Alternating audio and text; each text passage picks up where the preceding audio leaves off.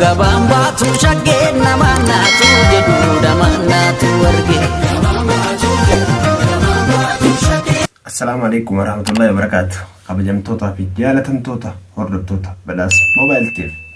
Nagaan keenyaaf salaamtaan teenya idduma isin jirtanitti qilleensarraan guyyaa isin haadha qaban isin ijaa mee isin qophiin isin nuun eegdanuu maal fakkaatti arra reektii ajaa'iba ni beektan waan isin himuun qabu. Reektii ajaa'ibaa kun maalii kan jettaniif reektii ajaa'ibaa gunjoo. Reektii ajaa'ibaa gunjoo ni beektan kun waan isin himuun qabu sirba dhiyootana Simararu beekan kan sirba leencoo guddinaa qabadee isin dhufe reektiin isin godhu deema jechuudha. Leencoo guddinaa Simararu amma akkuma dhiyootani beektan nama boorkisaa ture. Asirratti jechuudha social media irratti nama boorkisee nama boojii ture kanaaf sirba leencoo guddinaa kan Simararu yoo qabadee isin dhufe.